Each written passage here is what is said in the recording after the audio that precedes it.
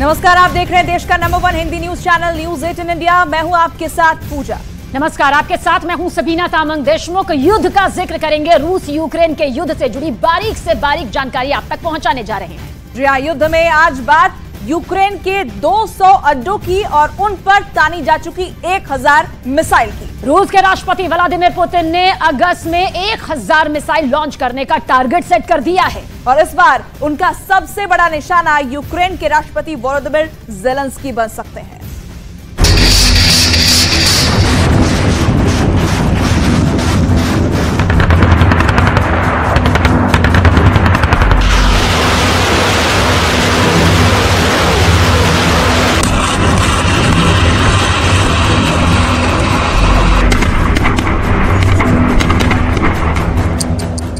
चौबीस घंटों में रूस यूक्रेन पर बहुत बड़ा हमला करने जा रहा है। 24 घंटों के अंदर रूस ने यूक्रेन में इतनी बड़ी तबाही करने का मन बना लिया है कि ज़ेलेंस्की पछताएंगे। 24 घंटों के दौरान रूस के खुफिया मिशन की सुई जैसे जैसे आगे बढ़ेगी, यूक्रेन की फौज के पास खुद को बचाने का वक्त खत्म हो जाएगा। ये रूस का दावा है, ये पुतिन का दावा है, ये पुतिन के रक्षा मंत्री सर्गेई शोइगु का दावा है।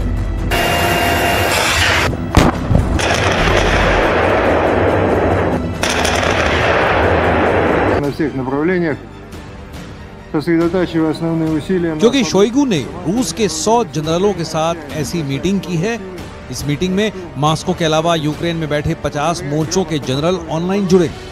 सबने अपनी बात बताई, सबको पुतिन का एजेंडा बताया गया और फिर जो बातें इस मीटिंग से बाहर निकली, उनके बिग पॉइंट यूक्रेन को बहुत डराने वाले हैं।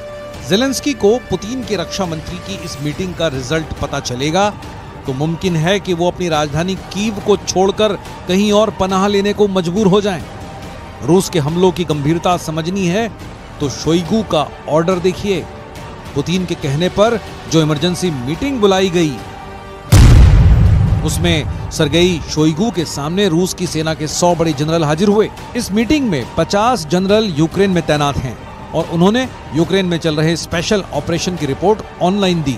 पुतिन की तरफ से इन 50 जनरलों को यूक्रेन के 200 ठिकानों पर अब तक के सबसे बड़े हमले लॉन्च करने का ऑर्डर मिला है। यानी एक जनरल को अब 4 ठिकानों पर बमबारी करनी है या वहां कमांडो ऑपरेशन चलाना है। В складывающейся обстановке приняты дополнительные меры по повышению защиты от нападения с воздуха и моря. В разы увеличена интенсивность ударов по украинским военным объектам, в том числе обеспечивающим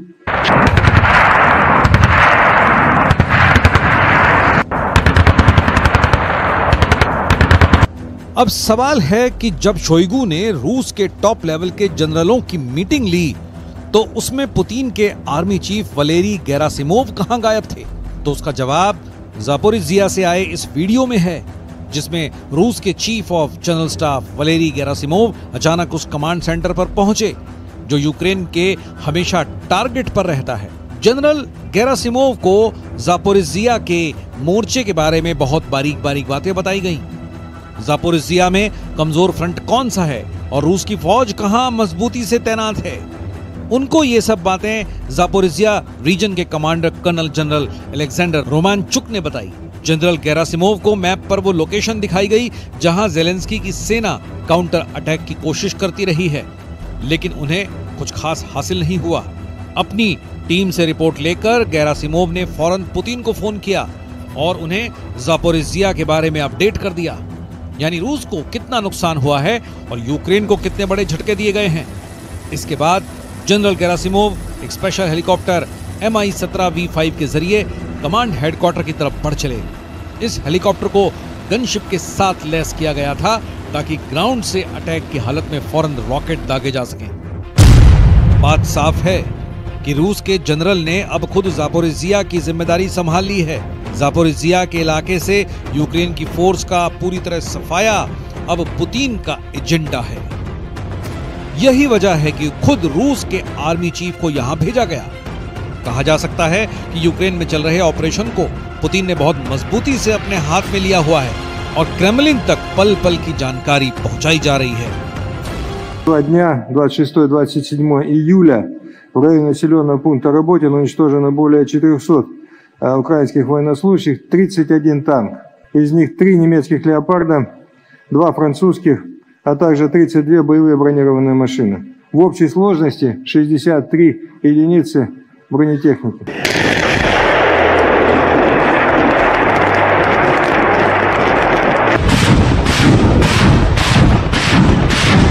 पुतिन के हमलों की तीव्रता इतनी ज्यादा बढ़ गई है कि अब पुतिन ने साफ साफ कह दिया है कि यूक्रेन में तैनात हर जनरल अब 4 ठिकानों पर बम बरसाएगा। इस तरह अगस्त में 200 ठिकानों को टारगेट करने की तैयारी है। यानी पुतिन रोज कम से कम 6 से 7 अड्डों को मिट्टी में मिलाना चाहते हैं, जो ज़ेलेंस्की के लिए वाकई बहुत घबराने की बात है।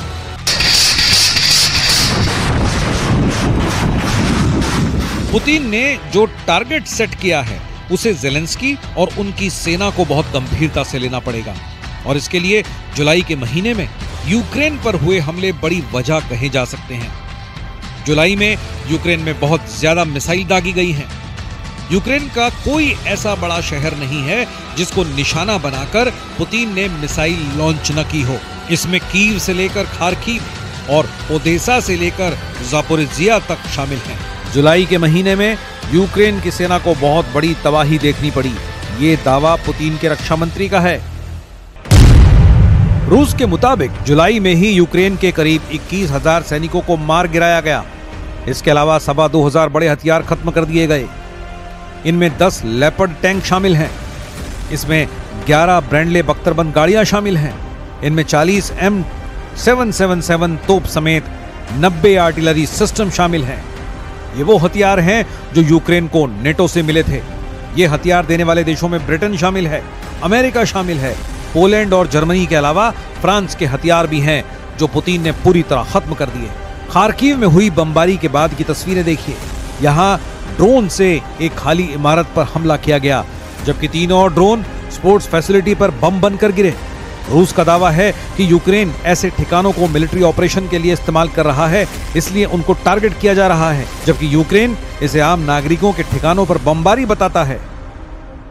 Украина отчаянно бросает новые силы на штурм наших позиций.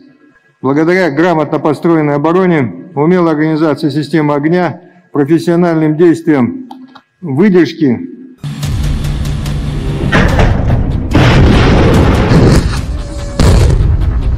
सर्गेई शोइगु साफ साफ बता रहे हैं कि काउंटर अटैक फेल हो चुका है, लेकिन ज़ेलेंस्की का दावा अलग है। उनकी तरफ से बार बार कहा जा रहा है कि काउंटर अटैक कामयाब हो रहा है और पुतिन की सेना इससे घबराई हुई है। Зазнала банкрутства на полі бою. Сьогодні вже 522-й день, як триває так звана спеціальна воєнна операція, яку російське керівництво розраховувало на тиждень-два. Україна стає міцніше. Поступово війна повертається на територію Росії, до її символічних центрів та військових баз. І це неминучий, природній та абсолютно справедливий процес. Але маємо бути свідомі того, що як і минулого року, так і цієї зими.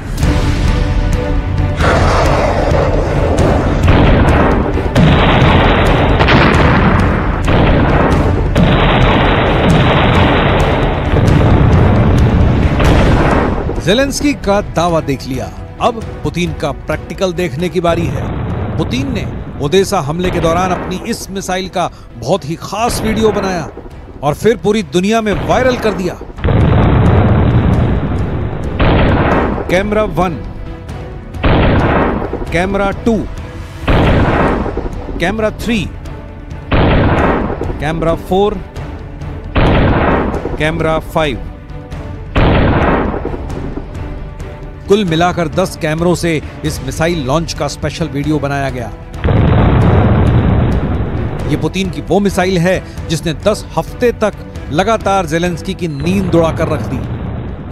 ये वो मिसाइल है जिसकी वजह से यूक्रेन के लोगों ने रात में सोना बंद कर दिया है। ये वो मिसाइल है जिसके हमले का मतलब है 100% मौत, और ये गारंटी खुद पुतिन दे रहे हैं, पुतिन की सेना दे रही है, पुतिन के जंगी जहाज दे रहे हैं। पुतिन ने एक बहुत बड़ा मिशन शुरू कर दिया है जिसका नाम है मिशन ओदेसा। और इसीलिए ये मिसाइलें बार बार फायर की जा रही हैं।